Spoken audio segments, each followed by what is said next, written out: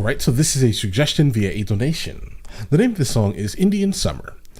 This is coming from the artist Elton John. Listen, if you guys are new here, please like and subscribe. The more that you like this content, the more that I know that you specifically would like to see more of this specific type of content, okay? Let's go and jump into this immediately.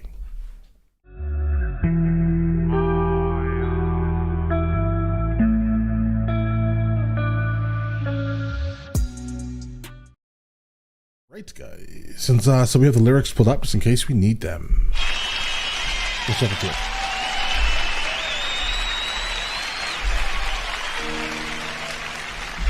As I woke this evening with the smell of wood smoke clinging like a gentle cobweb hanging upon a painted teepee. Oh, I went to see my chieftain with my walnuts and my woman. Okay. For he told us that the yellow moon would very soon be leaving. The harvest moon. This I can't believe I said. I can't believe how all of dead. Bro, what? You would not leave the chosen ones to the buzzards and the soldiers gone. Great father of the Iroquois. Hold on. Guys, we're going to go back just a little bit because just a little. Ones to the buzzards and the soldiers gone. Great father of the Iroquois. Oh, God. All right. Great father of the Iroquois. That is Deacon Ouida and Hiawatha, right? These are the two people that came together basically in the late 1500s and created the Iroquois Confederacy. What does this have to do with this song? They're mentioning, he just mentioned something about, can't believe our warlord is gone, right? So this has to be somewhere around what, guys? What time frame is this? The 1600s? Could be, maybe. Well, let's see where this takes us, though. The Iroquois basically are a confederacy of, I think, currently, 6 tribes that basically share the same language and ethnicity for the most part, right? They are, honestly, my experience at least has been New York, Long Island, very specifically, Amityville Harbor is kind of where I've encountered their powwows, at least, in Amityville, Long Island, New York, guys. But let's see where this takes us, though, because I'm kind of confused. Ever since I was young, I read the writing of the smoke. Okay. And breastfed on the sound of drums. Learned to curl the tomahawk. Ride a painted pony white. I wonder if that's like a call out to Hiawatha. I think Hiawatha was Mohawk. But let's go. Curl the tomahawk. Ride a painted pony white. To run the gauntlet of the Sioux. To make a chieftain's door mine. Wow. Guys, we're going to have to keep stopping. Listen, as of right now, obviously I love Elton John. I love his vocal ability. I love what he's doing here. But I think the most important aspect of this right now is what he's saying. To run the gauntlet of the Sioux, obviously referring to the Sioux Nation, but to run the gauntlet was like something that kind of went on with natives in, let's say, the 1800s or so, when the soldiers came in and tried to displace them. And basically said, if you guys didn't give up your culture. How about this? No. I think they said something like this. I'm going to guess it. If you continue being who you are, we're going to extinguish you. Right? If you don't be more like us, then you're worthless. We're going to move you. Right? Trail of Tears.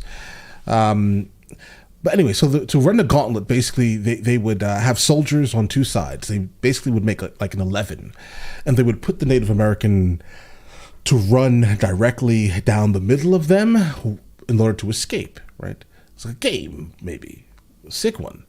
And they would basically assault heavily with objects and stones, and a lot of the people that would run this said gauntlet would never make it to the end of this gauntlet. They would have their life deleted. They would be deleted, guys.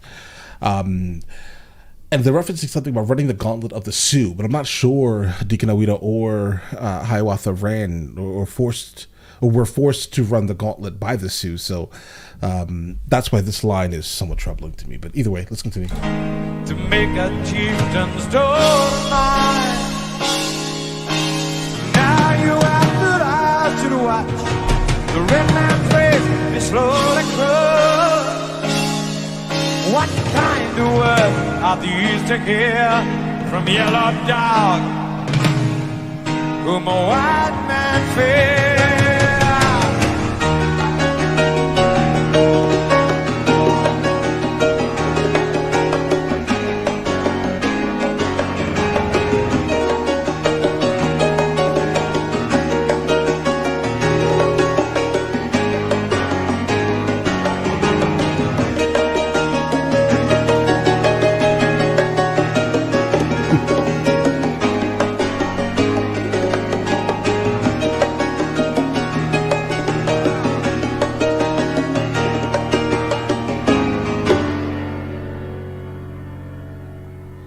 Super like cinematic and theatrical right there, guys.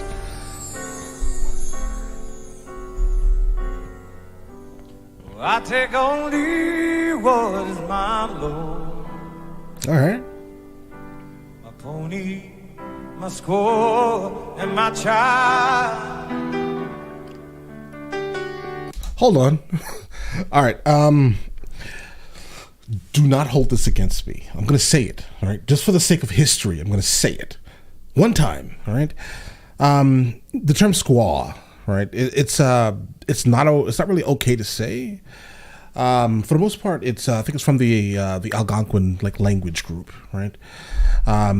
It meant for the most part wife back in the day, but when I say back in the day, I mean like 200 years ago, right? For the most part now, it's not acceptable because it's basically used as like a super derogatory term for honestly any Native American woman, right? It's extremely derogatory.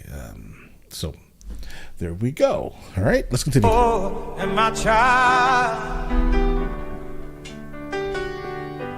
oh, I can't stay to see you die. Along with my tribe's pride, I go to search for the yellow moon and the fathers of our sun, where the red sun sings in the hills of gold, and the healing waters run, trampling down the prairie roads, even hoof tracks in the sand. Bro, what prairie? I think he's taking some like creative license with the story, but again, I also don't really know what time period he's referring to in here. But the Iroquois definitely are not near any like prairies, right? Like even in the year this song was, what year did the song come out, guys? No. So that's a little confusing. Even hoof tracks in the sand. Those who wish to follow me are welcome with my hand. I heard from bouncing renegade Geronimo was dead. He'd been laying down in the west mountain wind. They filled him full of lead. Whoever told you that story doesn't know.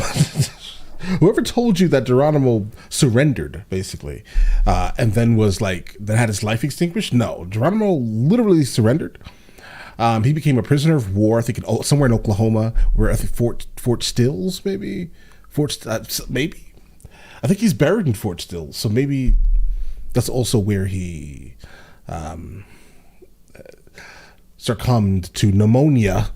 All right, I get it. It sounds good, right? That they had his whole body full of lead. It sounds like a way that Geronimo should have been extinguished, but no, he pretty much died of pneumonia as a prisoner of war in Oklahoma. That's what happened, right? And this is definitely about the Trail of Tears, guys. The whole like, yeah. So let's actually talk about the Trail of Tears. Was like 1837 to 1839. The Indian Removal Act is what they called it, right? I think it was Andrew Jackson. The interesting thing about that, though, is this wasn't the first time it happened, right? I think all of us basically in America talk about the United States of America. We all talk about the Trail of Tears like it was just this one event. Bro, no. I think they honestly tested the Indian Removal Act in 1832 under the bloody Black Hawk War, right? This happened in Illinois and I think Wisconsin. They tried it before, right, to just literally displace people because who are these people? These people aren't civilized. That's basically the thing, right? At the time of the Trail of Tears, the groups that actually left were like the Chickasaw, Choctaw, Seminole, Eastern Band Cherokee. They were coming from basically Tennessee, Alabama, the Carolinas, Georgia.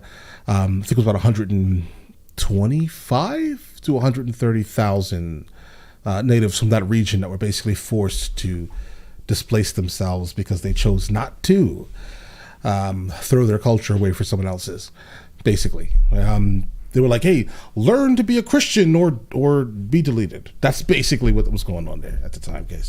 But all right.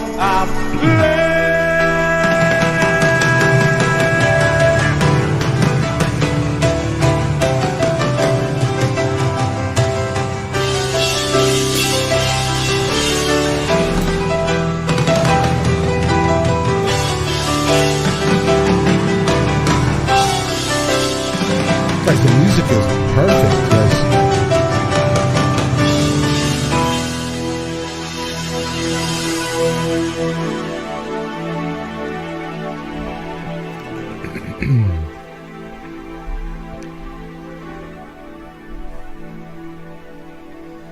Now there seems no reason why I should carry on in this land that once was my land. I can find a home. It's lonely and it's cold, and the whole soldiers are coming. And I think it's time I struck my bow and cease my senses running. For soon I find the yellow moon along with my loved one, where the buffaloes graze in the clover fields without the sound of guns, and the red sun sings at last until the hues of gold. And peace to this young warrior comes with a bullet Whoa.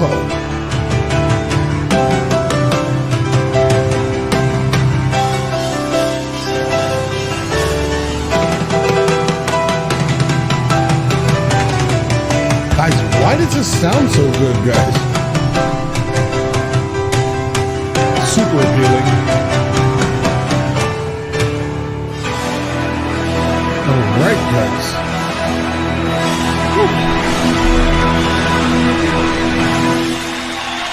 Okay, guys, this is my favorite song from him, right?